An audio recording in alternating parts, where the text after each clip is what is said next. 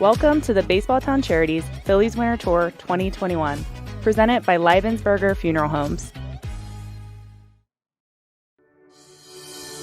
Since its inception in 2002, Baseballtown at Charities has been investing in the future of baseball, raising several $1 million to build facilities and fund programs in and around Reading. It started with the construction of Gordon Hudak Stadium at Lowers Park, a baseball palace for inner-city boys and girls of the Baseballtown Junior RBI League. It continued with the renovation of Reading's historic Bear Park, and then expanded beyond the city limits to build the Savage 61 Dream Field, a ballpark specially designed for those with physical and cognitive challenges. In addition to financially supporting the leagues that utilize these facilities, Baseballtown at Charities recently started the Rip It for Life program, which provides free lessons, batting cage time, and invaluable guidance about life to players who lack the financial ability to pursue playing at a higher level.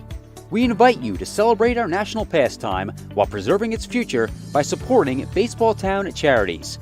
Please visit baseballtown.org to donate today.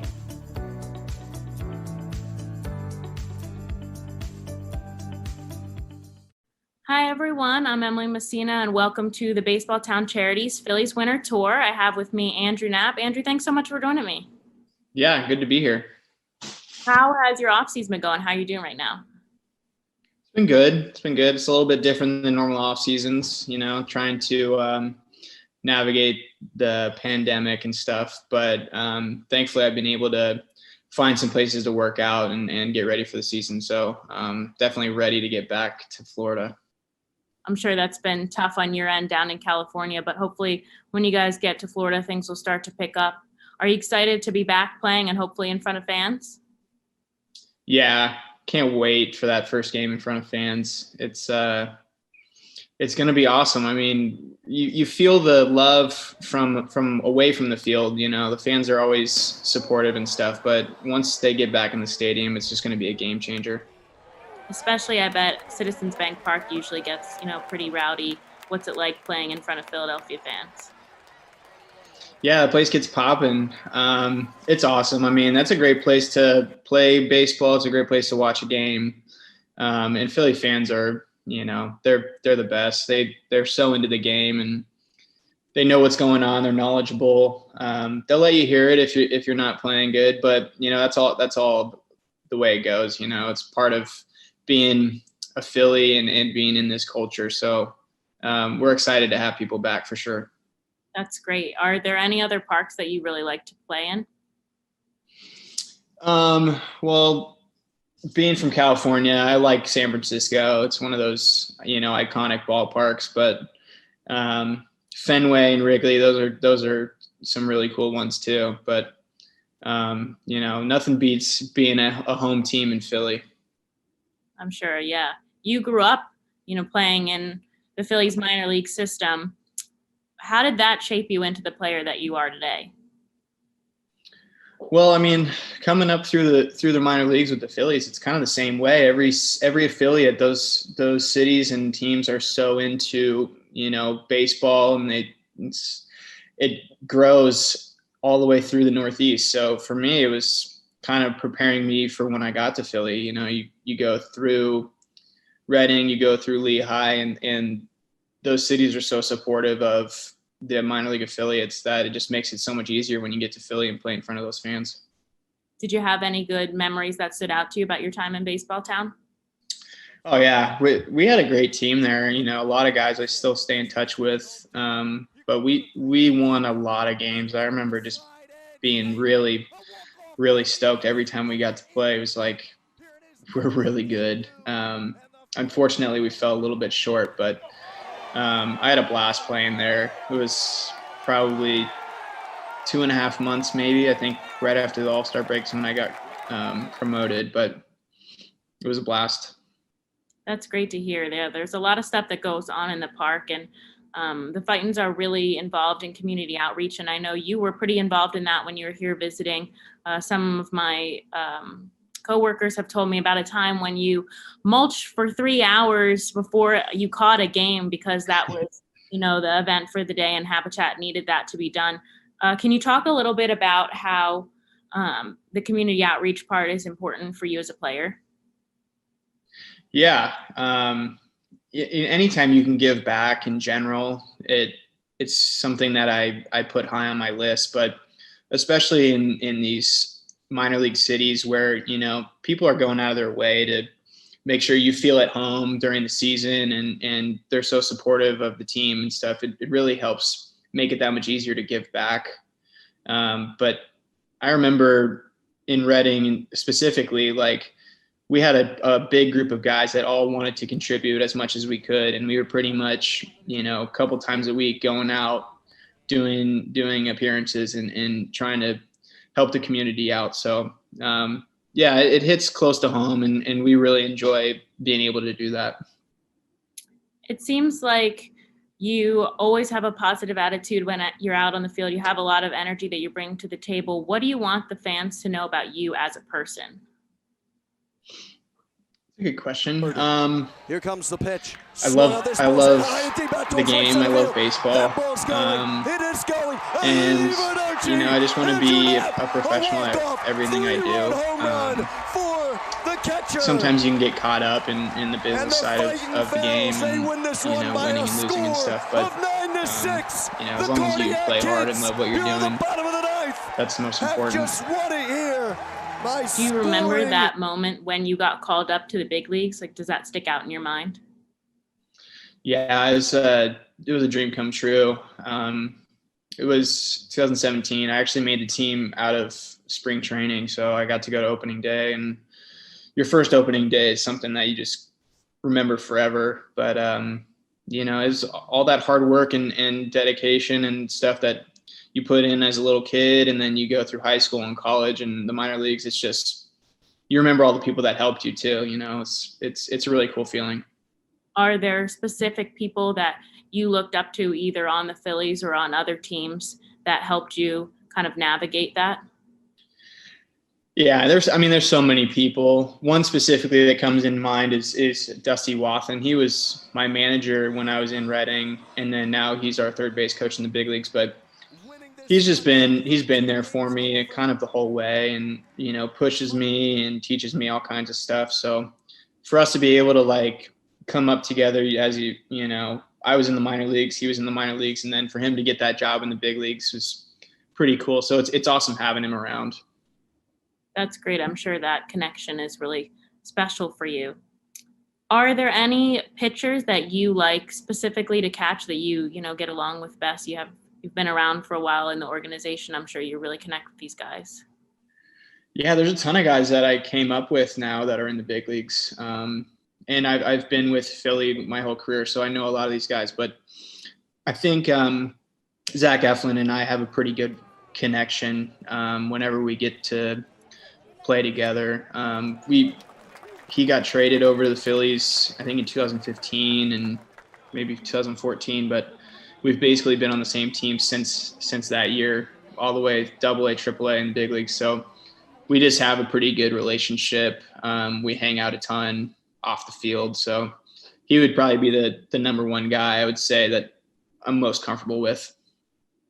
And how different was it to adjust to the shortened 2020 season? Was that difficult? Are you looking forward to getting back to the busy schedule? Yeah, we're definitely looking forward to playing a full season. Last year is totally understandable. There was so much going on. I think we all just appreciated being able to play it all. There wasn't much of an adjustment to 60 games just because once we did start playing, it was very similar to a normal schedule where you're pretty much playing every night.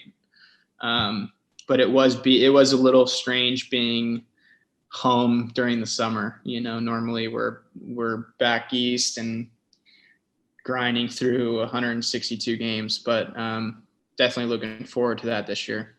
Yeah, hopefully you'll be able to get back into the swing of things. And now the Phillies have a new general manager at the helm.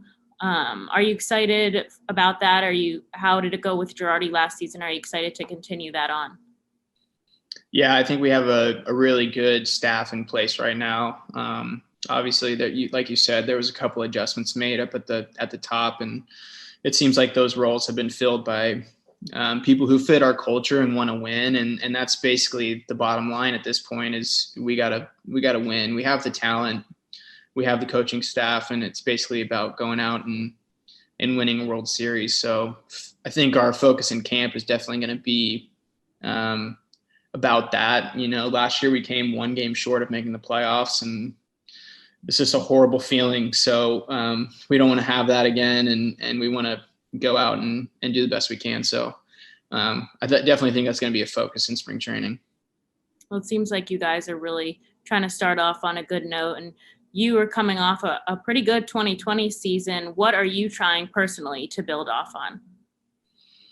Yeah, I'm just trying to keep doing what I was doing in 2020. I've mentally and physically been preparing to play every day. That's what I did in the minor leagues. I caught almost every game. So I know I can do it, but just continue to roll with what I did in 2020. I felt pretty good at the plate, and just keep it going. Yeah, you definitely were able to capitalize off your appearances at the plate. What is it like to be a switch hitting catcher? That's kind of a rare feat. How did that come about? I started switch hitting when I was pretty young, 11 or 12 years old. I wasn't very good at it, to be honest. I'm naturally right-handed, and then I just basically forced myself to hit lefty for 2 or 3 years. And then once I got to high school, I started seeing some results. But right now it's funny because I don't even really feel one side or the other. It's just it's the same. But being able to be a switch hitter off the bench is definitely an advantage because, you're not having to face a left-handed pitcher and a left-handed hitter. So it does give me a little bit of advantage coming off the bench. That makes sense. Yeah. So switching gears, you're you spent a lot of time in Philly. Where's your favorite places to go around the city? What's your go-to? Ooh, there's a couple really good restaurants that we love. I'm a big sushi guy, so there's a place called Double Knot that we frequent.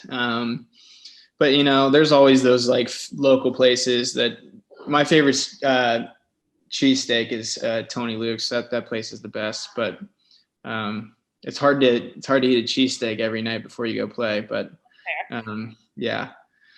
we love food, so we bounce around quite a bit. When you're going around, have you ever been recognized by any fans? Now they're all gonna know where you eat. Yeah. Well, that's funny because, you're wearing a mask in the city now, so no one really sees you. But, we get recognized a little bit. But, I'm not Bryce Harper, so I'm not getting recognized that much. But he definitely gets hounded quite a bit. I'm sure, yeah. And do you spend a lot of time at the beach in California? Do you live near the water? We live in Sacramento, so we're not super close to the beach, but we have a lake here that we go on quite a bit. But yeah, we love the water. We try to get up to the snow or the beach pretty much, once a month. When you're down on the East Coast, have you ever made it to the Jersey Shore, taken a quick trip up there? Yeah, we love it up there. It's a beautiful time. Usually if it's not on All-Star break or something, we'll try to get out there at least once. Take a quick vacation trip up there. Yeah. That sounds really nice right about now, but hopefully it'll be nice and sunny for you guys in Florida and you'll be able to start things off in spring training on a good note. Yeah, hopefully. I mean, I know that everyone's itching to get this thing rolling, but we definitely miss all the fans and we can't wait until everyone can come back and be in the same stadium. Yeah, we're definitely looking forward to that here too at First Energy. But thank you so much for your time. We really appreciate you coming on. And to all the fans watching the Baseballtown Charities Phillies Winter Tour, thank you so much for joining us. Feel free to go donate baseballtown.org. And we wish you the best, Andrew, and your time with the Phillies. Thanks for coming on. Yeah, thank you. After losing a loved one, families often wonder what next. You'll find the answer at Leibensberger Funeral Homes. Everyone who walks through our doors is treated with respect and compassion. We take the time to learn about your loved one and celebrate their life with a service that reflects who they really were. Offering 2 locations, ample parking, and a spacious chapel and vestibule. Let our family help your family find peace at Leibensberger Funeral Homes. Thank you for watching the Baseballtown at Charities Phillies Winter Tour, presented by Leibensberger Funeral Homes. Special thanks also to Herbine & Company, GT Church, Savage Auto Group, Fox Rothschild LLP, and M&T Bank.